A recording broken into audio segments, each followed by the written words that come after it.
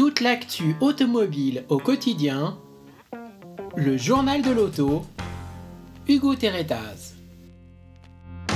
Bonjour à toutes et à tous et soyez les bienvenus dans la dernière du journal de l'auto. Nous sommes le vendredi 28 septembre 2018. Ravi de vous retrouver. Et oui, c'est déjà la dernière émission de cette première partie de saison. Le journal de l'auto reviendra normalement, si tout va bien, peut-être en novembre. Je vous en dis pas plus pour l'instant. Je vous rappelle que vous pouvez commenter l'émission sur les réseaux sociaux avec le hashtag journal auto et que vous pouvez également vous abonner au compte Twitter officiel de l'émission @journalauto-office. Aujourd'hui, on va vous parler sport entre autres, on va vous parler du mondial de Paris 2018, mais on va également vous parler voiture électrique. Je vous en dis pas plus, je vais tout vous dire dans le sommaire qui arrive. Nous sommes le vendredi 28 septembre 2018, c'est le journal de l'auto, donc voici le sommaire.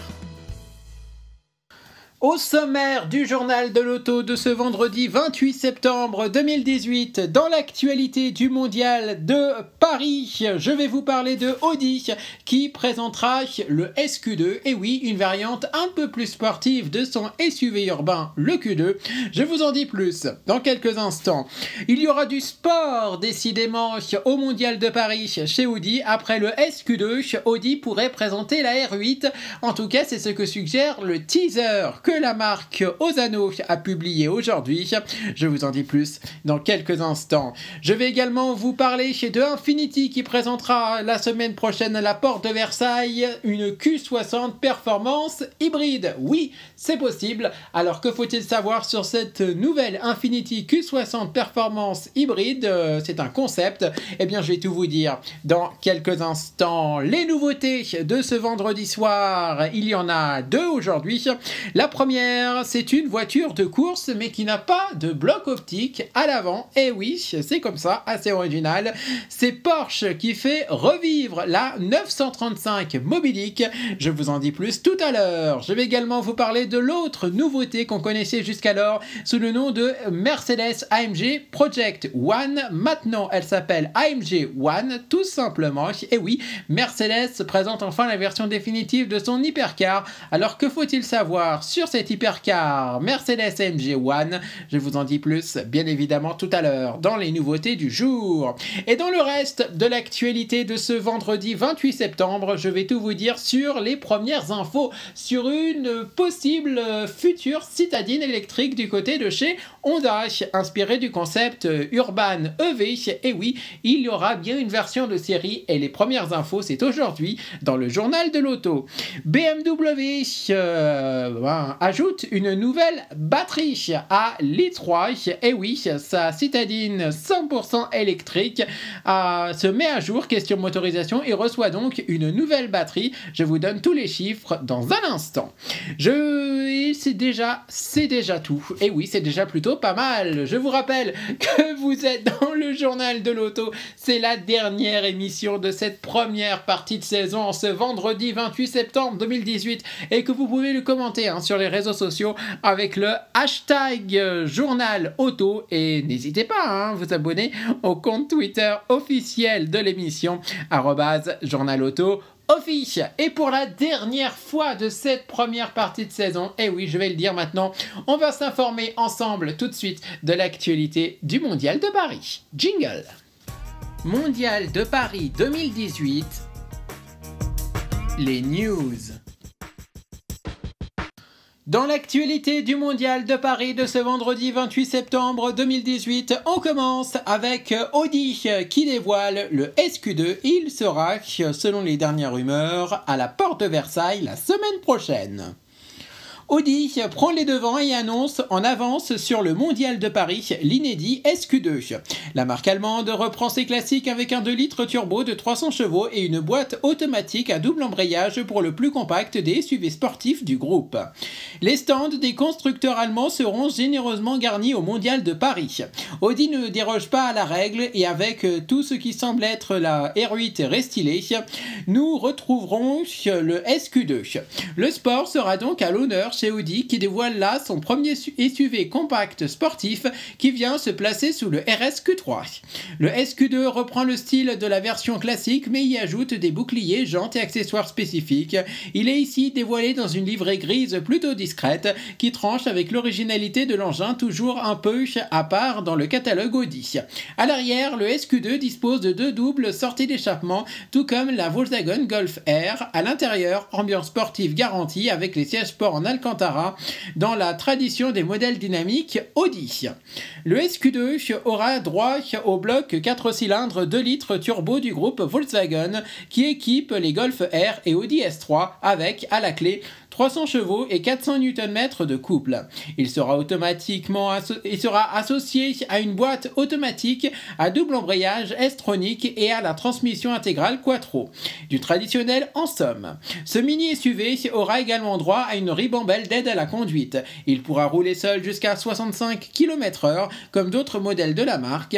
Audi annonce un 0 à 100 km/h en 4,8 secondes et une vitesse max limitée à 250 km/h pour cette SQ2 qui a droit à des trains roulants spécifiques et à de généreux freins, 340 mm à l'avant, 310 mm à l'arrière. Les tarifs ne sont pas encore connus, mais nous en saurons plus lors du mondial.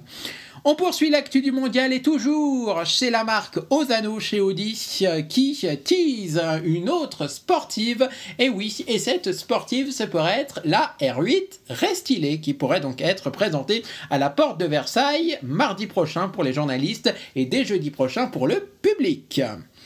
Audi Sport annonce une nouveauté pour le Mondial de Paris 2018.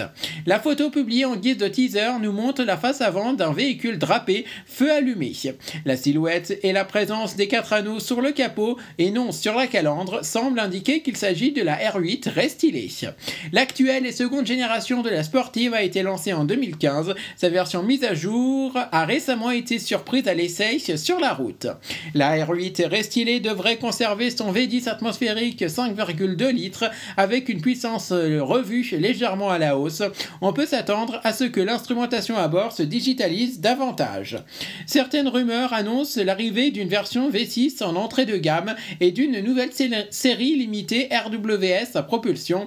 Rendez-vous le 2 octobre prochain pour découvrir l'auto. Le 2 octobre, c'est le jour des journées presse pour le mondial de Paris, je précise. Je rappelle que le mondial ouvre ses portes le 4 octobre prochain pour le grand public.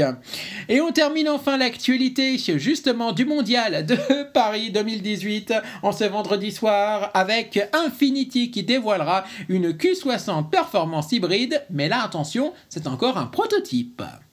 Infiniti est sur la voie de l'électrification, mais cela ne veut pas dire la fin du plaisir. La marque japonaise annonce la présentation au Mondial de Paris d'un prototype de Q60 Project Black S à moteur hybride et technologie issue de la Formule 1. Infiniti annonçait le futur en 2017 au Salon de Genève avec un concept de Q60 sportive. Le projet Black va avoir une suite au Mondial de Paris puisque le constructeur japonais y dévoilera un prototype très avancé du coupé qui aura droit à une partie de l'expertise en Formule 1 avec le fameux KERS, le système hybride avec récupération d'énergie. Infiniti détaille son auto qui aura droit à un V6 3 litres biturbo de 400 chevaux associé à un moteur électrique pour une puissance totale de 563 chevaux. Infiniti s'est donc inspiré de la Formule 1 avec notamment la récupération d'énergie grâce à la chaleur produite par l'échappement. Concrètement, 3 blocs servant à la fois de générateur et de moteur sont présents. 2 servent à récupérer l'énergie produite par la chaleur des gaz d'échappement et le 3e pour le freinage. Les turbocompresseurs sont, eux, entraînés électriquement. Ce futur modèle, qui est pour l'instant baptisé Projet Black S, doit franchir les 100 km/h en moins de 4 secondes. Et fera partie d'une grande campagne d'électrification chez Infiniti. Ce sera en quelque sorte la vitrine technologique et le porte-étendard d'une nouvelle politique au sein de la marque japonaise qui va profiter de l'expertise de l'alliance Renault-Nissan. Rappelons qu'Infiniti est la branche premium de Nissan pour développer ses modèles électriques surtout, mais aussi hybrides. Et on n'a pas fini l'actu du mondial de Paris. Eh ben non, vu que je vais maintenant vous parler, et oui, d'un modèle supplémentaire que je vous ai pas parlé dans le sommaire, c'est Smart qui dévoile un concept un peu particulier. C'est la Smart for Ease. Et c'est quoi ce concept de Smart for Ease? Eh bien, c'est tout simplement un concept qui est censé fêter les 20 ans de Smart. Et la particularité de cette Smart for Ease, c'est que c'est une Smart for Two, mais sans toit. Oui, c'est possible. Au mondial, Smart fête ses 20 ans. Comment marquer le coup? La firme aurait pu se contenter d'une série spéciale, mais elle a décidé de venir avec un concept inédit, une sorte de fourre-tout speedster. Selon les mots du constructeur, ce Foriz montrera aux visiteurs du salon qu'il ignorait encore que la Smart est une voiture cool. Le prototype fait un clin d'œil appuyé à la Crossblade, la Smart sans toit, porte et pare-brise. La Crossblade avait d'abord été un concept, mais face à un réel enthousiasme, la marque l'avait produit en petite série en 2002. En sera-t-il de même pour la Foriz? L'idée générale est la même, rouler en plein air même si la voiture est moins extrême avec cette fois des portes et un pare-brise, bien qu'il soit raccourci. En revanche, aucun toit, donc il faudra rester à la maison en cas de ciel menaçant. La cellule Tridio de couleur argent mat forme un double arceau de protection derrière l'habitacle et un béquet. À l'avant, on trouve une inédite signature lumineuse à 3 bandes verticales. Des carrés lumineux sont intégrés à la calandre. Est-ce un avant-goût d'un prochain restylage? Il pourrait en être de même pour les formes du bouclier. La planche de bord est très proche du modèle de série. La personnalisation aurait pu être plus poussée. Le volant est quand même en partie découpé. Les aérateurs centraux sont remplacés par des petits écrans, l'intérieur ne manquant pas d'air. Ils affichent les contenus de l'application Ready2 qui permet de partager sa Smart avec ses amis ou de contrôler ses fonctions. Le vert pétant apporte une touche de peps et à l'ambiance noire et blanche. Le concept reprend la base technique de la Fortwo EQ, la variante électrique. Smart rappelle ainsi son intention de passer au 100% électrique en Europe à partir de 2020. C'était l'actualité du mondial de Paris 2018. Je rappelle que le mondial de Paris, c'est du 4 au 14 octobre prochain à la porte de Versailles de Paris. Je vous rappelle que vous êtes dans la dernière, et oui, c'est la dernière de cette première partie de saison du Journal de l'Auto. Nous sommes le vendredi 28 septembre. Continuez à commenter cette émission sur le hashtag Journal Auto et vous pouvez également vous abonner au compte Twitter officiel de l'émission @Journal Auto Office. Allez tout de suite, on va passer aux nouveautés du jour, de ce vendredi soir, et on va parler sport aujourd'hui avec Mercedes qui a présenté sa hypercar, la MG1, et Porsche qui fait revivre la 935 Mobilic. C'est un coupé, mais qui n'a pas de bloc optique à l'avant. Et je vous les présente tout de suite. Allez, c'est les nouveautés du jour. Les nouveautés du jour. Du sport donc pour les nouveautés de ce vendredi 28 septembre 2018 et on commence avec Porsche qui fait revivre la 935 Mobilic, ce coupé qui n'avait pas de bloc optique à l'avant. Et bien vous savez quoi, l'auto qui lui rend hommage n'a également pas de bloc optique à l'avant et je vous la présente tout de suite dans le journal de l'auto de ce vendredi. Plus de 700 000 € et non homologué route, et pourtant, il y a fort à parier que cette Porsche-là va trouver aisément son public. Pourquoi? Tout simplement parce qu'il s'agit d'un hommage à la 935 78 de course. La base technique est celle de la 911 GT2 RS. Décidément, les riches fans de Porsche anciennes sont gâtés ces derniers temps.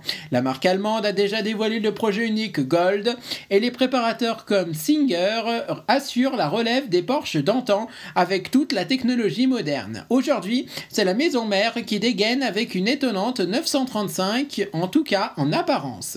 Sous cette robe de 935-78 Mobilic, son surnom de l'époque en référence à la baleine, se cache en fait une 911 GT2 RS bien actuelle. Le bloc 3 litres 8 de 700 chevaux est reconduit et uniquement associé à la boîte PDK. Porsche annonce une auto un peu plus de 1300 kg pour des performances que l'on imagine évidemment dantesques. Des performances qui ne seront exploitables que sur route puisque l'auto est réservée à la compétition client club. Dévoilée à Laguna Seca aux États-Unis dans le cadre de la Rennsport Réunion, cette 935 des temps modernes ne sera produite qu'à 77 exemplaires. Le plus drôle dans l'affaire est que Porsche la proposera avec un seul siège pour le conducteur.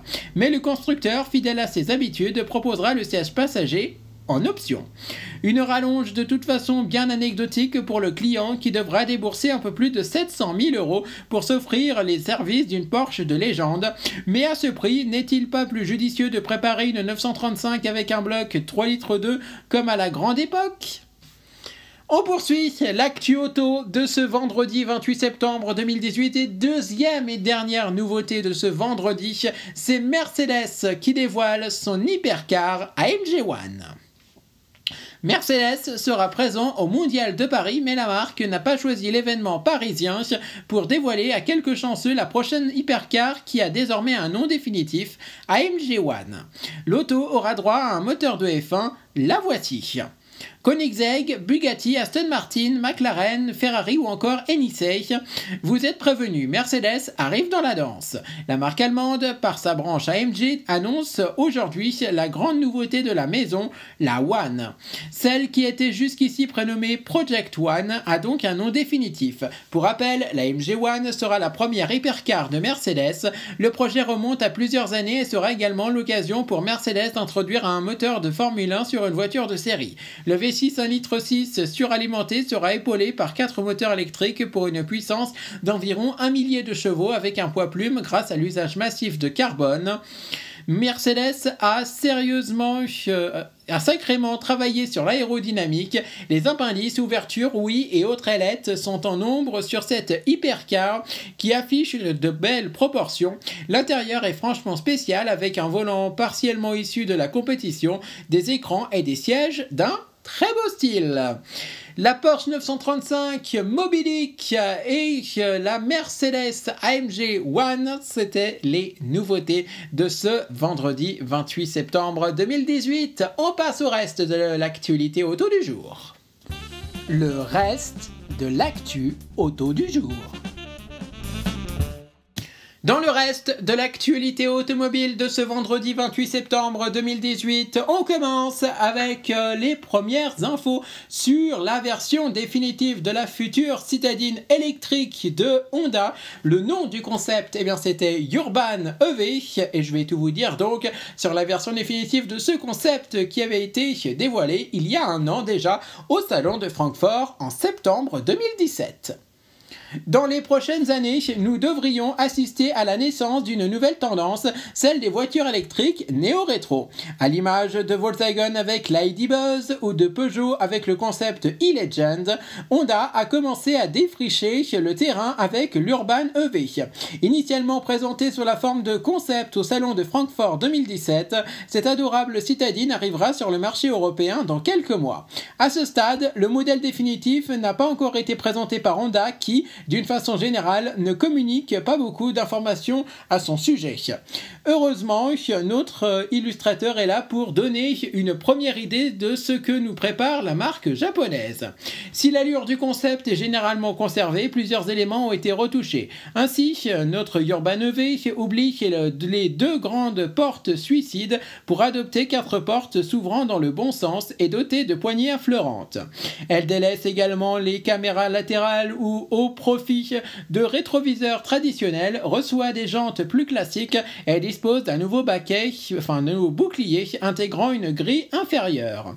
En outre, elle se contente d'un logo en métal à l'avant et non plus lumineux et abandonne les indicateurs de charge placés sur les flancs. Les 2 phares ronds et le bossage sur le capot sont eux toujours de la partie. Finalement, même assagi de la sorte, l'Urban EV demeure craquante. Nous saurons rapidement si notre illustrateur a vu juste ou non, puisque Honda a promis de lancer ce modèle dans le courant de l'année 2019. Et rendez-vous tout de suite sur le @journal auto office sur Twitter pour découvrir justement notre vision de cette future Honda Urban EV qui sortira donc l'année prochaine. On reste dans le monde de l'électrique pour la dernière news de cette première partie de saison et on va clôturer cette première partie de saison avec BMW qui annonce une nouvelle batterie pour sa citadine électrique l'i3. BMW annonce aujourd'hui l'arrivée d'une nouvelle batterie pour l'i3 qui se met enfin à jour vis-à-vis d'un marché de l'électrique de plus en plus concurrentiel en matière de kWh. Cette fois, la plus branchée des BMW a droit à 42 kWh. À peine 34 kWh pour une voiture premium électrique, cela commençait à faire bien peu alors que des constructeurs généralistes comme Kia dépassent désormais les 60 kWh dans des autos finalement plus abordables.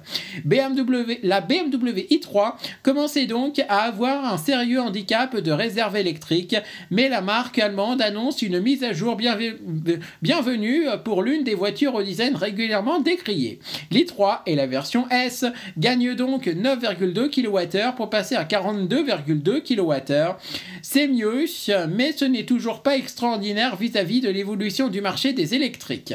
Les performances restent en tout cas à changer avec 170 chevaux et un 0 à 100 en 7,3 secondes pour la variante classique et 184 chevaux et 6,9 secondes pour l'i3S.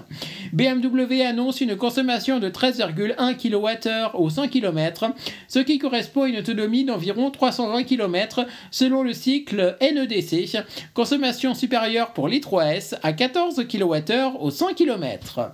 Sur une prise murale classique, comptez 15 heures de recharge pour récupérer 80% de l'autonomie, mais BMW propose toujours une wallbox pour 3,2 heures de recharge à 80% avec installation triphasée. C'était l'actualité automobile de ce mois de septembre 2018 et c'était l'actualité automobile également de ce vendredi 28 septembre 2018 dans le journal de l'auto. Merci à vous. Toute l'actu automobile au quotidien, le journal de l'auto, Hugo Terretaz. Et c'est ainsi que se conclut cette première partie de saison du Journal de l'Auto. Merci à tous de l'avoir suivi. J'espère que cette émission vous a plu. En tout cas, moi, j'ai aimé vous divertir et surtout vous informer sur l'actualité automobile du jour. Chaque jour avec l'actu du mondial, bien sûr, l'actu des nouveautés et le reste de l'actualité automobile. Voilà, j'espère vous retrouver bien évidemment prochainement pour de nouvelles aventures et pour le retour du Journal de l'Auto, peut-être d'ici le mois de novembre 2018, je l'espère. En tout cas, continuez à commenter l'émission avec le hashtag Journal Auto et à vous abonner sur le compte Twitter qui restera actif. Ça se passe sur le @Journal Auto Office. Voilà, merci à tous d'avoir suivi le Journal de l'Auto. Vous allez me manquer, mais je vous retrouve bien évidemment très bientôt. Bye bye et merci.